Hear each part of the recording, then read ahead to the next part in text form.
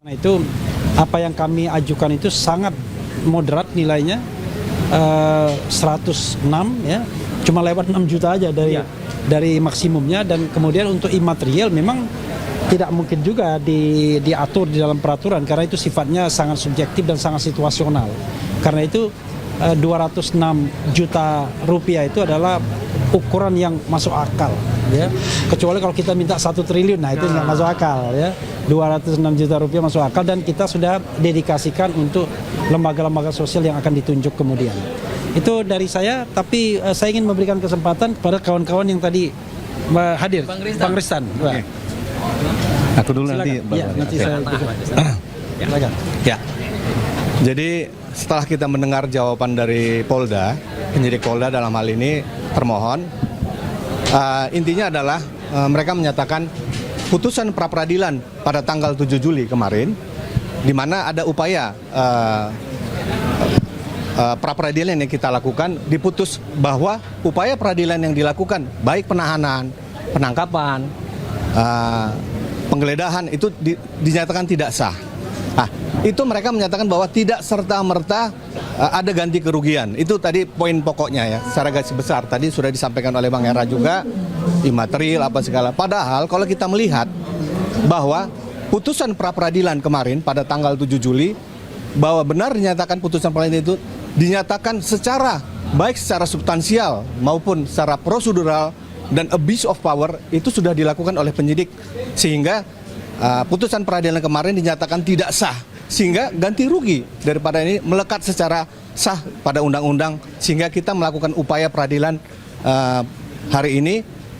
Jadi apa yang dikatakan oleh penyidik tadi tidak serta-merta itu tidak benar gitu ya, karena memang ada putusan undang-undang juga menyatakan bahwa apabila ada penuntutan, penahanan dan juga penahanan dan penangkapan dapat dilakukan ganti rugi atas apa yang telah dilakukan oleh penyidik dalam hal ini Polda. Jadi nanti jawabannya nanti kita akan berikan secara jam 2 secara tertulis, dan intinya adalah apa yang disampaikan oleh penyidik Polda tidak benar gitu. Iya. Oke, mungkin daripada yang lainnya. Oke, Soraya, silakan.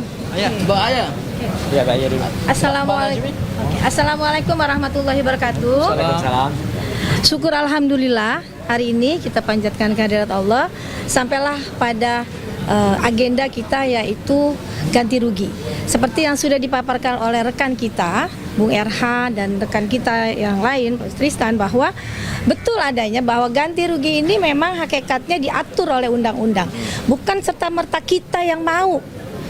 Bukan kita yang mau, tapi memang undang-undang memerintahkan itu. Apalagi ada dasar hak, alasan hak yang memang pantas dan patut untuk diajukan ganti rugi.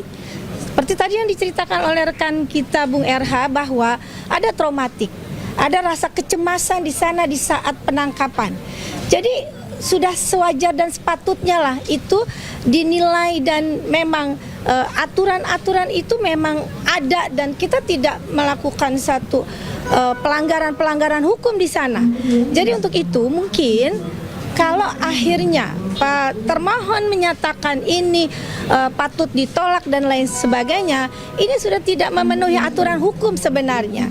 Malah justru termohon harus menyadari bahwa aturan ini memang ada di dalam aturan undang-undang, dan ini wajib dan harus ditaati oleh peraturan. Dan apalagi putusan kita yang kemarin itu sudah melandasi bahwa diperintah dan boleh kita mengajukan itu di dalam pra-peradilan selanjutnya.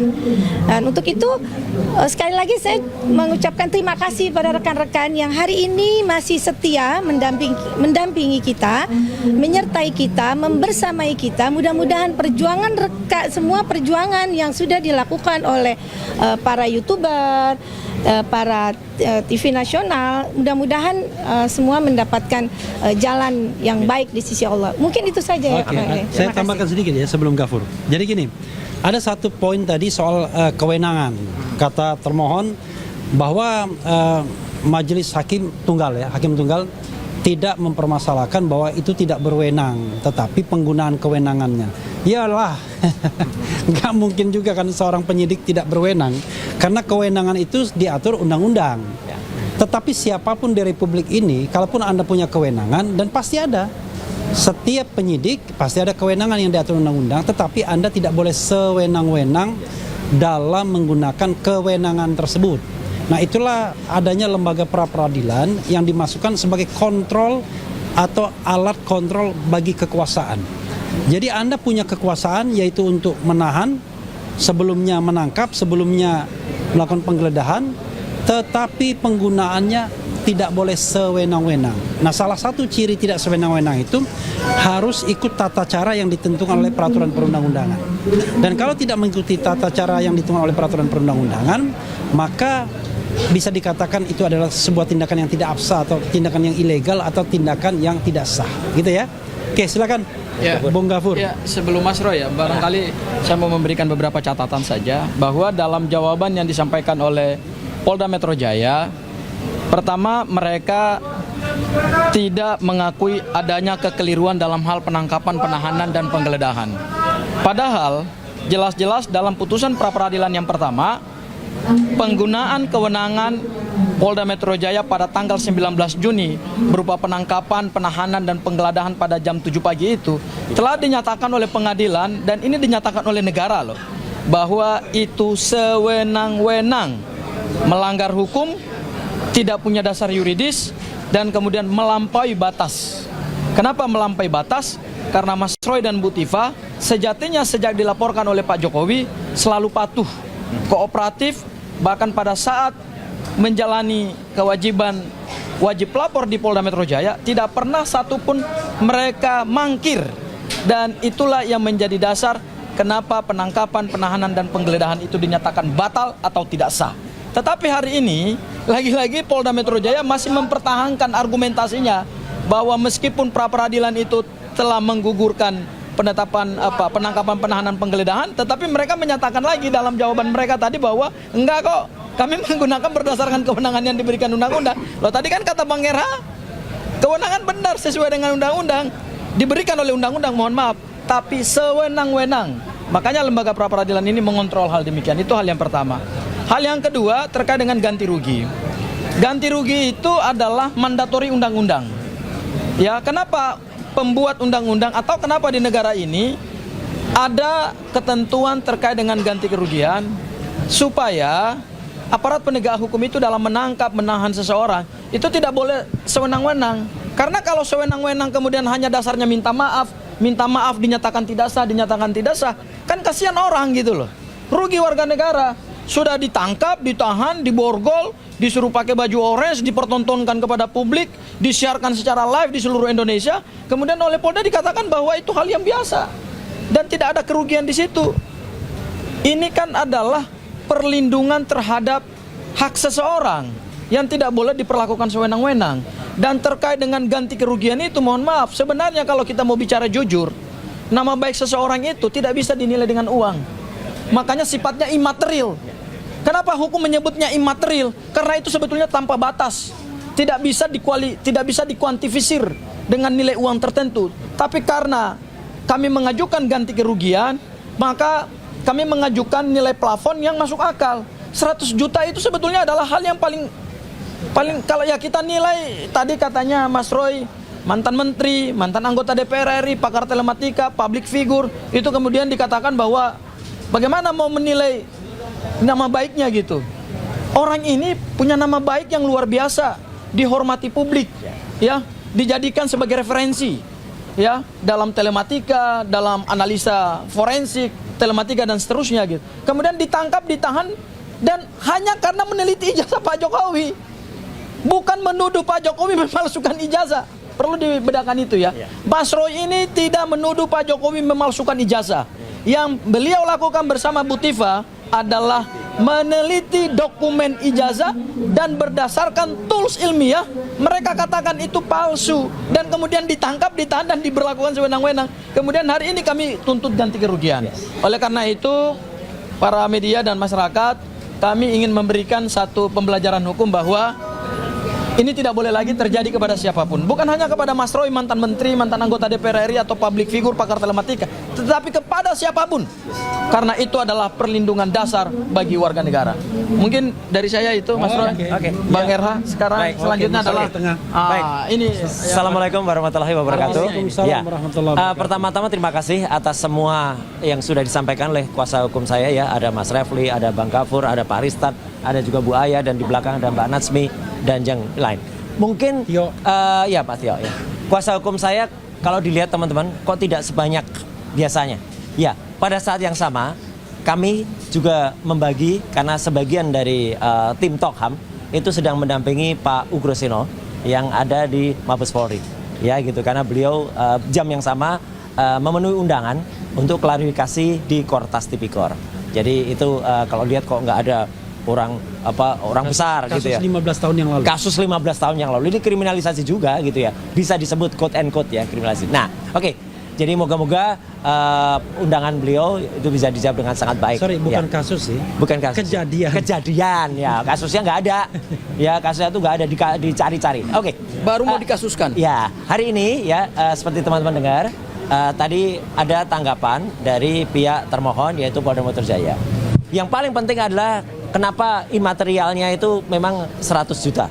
Sebenarnya itu ada plafon tertinggi yang kemudian dipersyaratkan oleh undang-undang dari 500.000 sampai 100. Kalau teman-teman lihat yang waktu itu menjadi bukti yang kita putarkan pada saat sidang pra-peradilan yang pertama itu luar biasa ya. Jadi saya bisa menceritakan kejadian sesungguhnya begini. Pada hari Kamis atau sehari sebelum itu kami itu baru pulang dari Bandung. Dan sejujurnya ini benar sejujurnya hari Jumat siang itu saya ada 2 undangan. Ya gitu, di 2 podcast ya gitu. Sabtunya saya tuh mau keluar kota. Ya, Sabtu tuh mau keluar kota karena ada permintaan konsultasi teknis ya. Ini nggak ada hubungannya dengan kasus ijazah, tapi konsultasi teknis. Karena saya biasa memberikan konsultasi di luar kota. Dan teman-teman kalau bisa lihat rate-nya itu ya mungkin akan bisa tahu lah rate seorang konsultan kemudian keluar kota berapa ya gitu. Tentu tidak keluar negeri. Saya tidak bisa melakukan keluar negeri, itu kerugian bagi saya karena saya masih dicekal. Dan itu saya bocorkan dikit.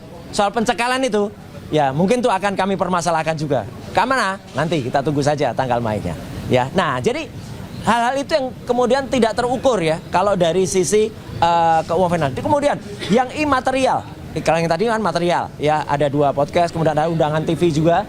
Kemudian ya undangan TV, terima kasih teman-teman. Saya menghargai teman-teman semua ya. Tentu tidak akan saya bocorkan berapa yang didapatkan sebagai uang transport. Tapi artinya kalau kemudian undangan konsultasi keluar kota itu tentu ada nilai dan harusnya saya bermalam di kota itu ya, dan kemudian saya harus menginap di tempat lain bukan di rumah. Perkara menginapnya itu di rumah sakit itu justru karena akibat dari kadar gula saya yang tiba-tiba melonjak sangat drastis ya gitu, hampir mencapai 400, dan juga tekanan darah saya yang hampir mencapai 200. Itu tidak pernah terjadi kayak gitu ya. Itu gara-gara itu kalau dinilai ya, poin materialnya sangat tinggi itu. Apalagi kalau kemudian seperti Dr. Tifa yang tadi Mas Refli lakukan. Pada saat itu beliau terkena GERD-nya naik, asam lambungnya kemudian tinggi banget dan harus menggunakan infus. Saya alhamdulillah tidak perlu menggunakan itu karena saya punya obat sendiri. Itu luar biasa kalau dinilai ya, jadi kerugian imaterialnya. Belum lagi ada beberapa peristiwa mungkin yang saya katakan peristiwa yang brutal ya gitu. Pada saat di rumah. Yang kedua pada saat di Polda Metro Jaya di ruangan takhti ya, itu luar biasa bagaimana pemaksaan terhadap saya dan Dr. Tifa menggunakan baju orange ya, pemaksaan menggunakan borgol ya, dan mau dipertontonkan padahal itu dalam KUHP yang baru itu sudah tidak diperbolehkan. Makanya kan teman-teman nggak bisa lihat lagi sekarang misalnya kalau di KPK pengumuman kemudian tersangkanya disuruh pakai baju hadap ke belakang, itu nggak ada lagi karena itu nggak boleh lagi. Nah itu melanggar hak asasi manusia. Ya, dan itu mau dilakukan dengan cara yang lain. Jadi seolah-olah saya kemudian keluar pakai baju masuk mobil. Dan itu kejadian. Celana pendek, saya harus pakai celana pendek ya, karena memang di takhti itu nggak boleh pakai celana panjang. Karena ada kasus kejadian yang lain, sahabat kita pakai celana panjang dipotong celananya. Ya, gitu langsung ya, karena di sini. Nah, kemudian kejadian yang brutal lainnya adalah ketika di rumah sakit. Ya, di rumah sakit Polri pada hari Minggu malam.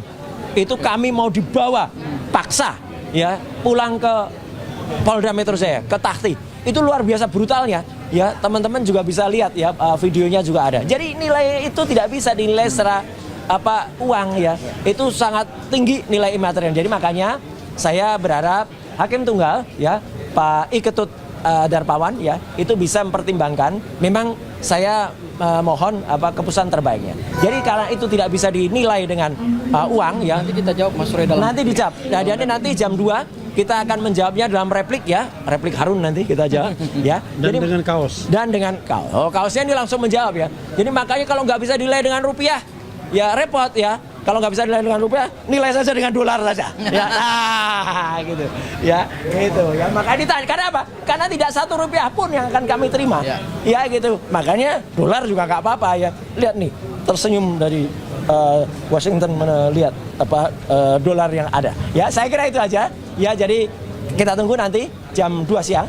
Ya, replik atau tanggapan dari tanggapan kita. Dan nanti mungkin ada duplik juga dari mereka ada ngejawabnya. Jadi hari ini maraton sangat panjang dan di saat yang sama sekali lagi kita mendoakan moga-moga Pak Ugroseno ya sebagai senior kita itu bisa menjalani undangannya di Kortas Tipikor di Mabes Polri. Saya kira itu teman-teman, sekali lagi terima kasih atas kehadirannya. Cukup ya. Wassalamualaikum warahmatullahi wabarakatuh. Waalaikumsalam warahmatullahi wabarakatuh. Ya. Cukup. Ya, kita akan siapkan Replik Harun.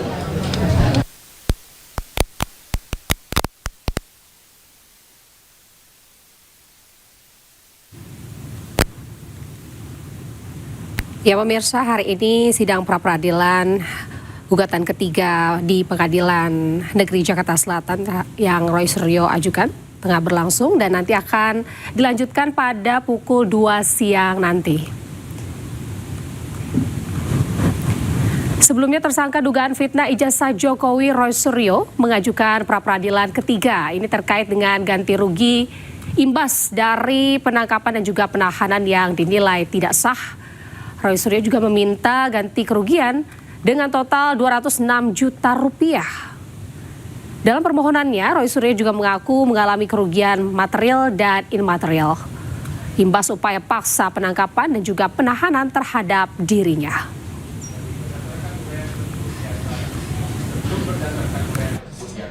Isinya ini begitu maksudnya. Iya.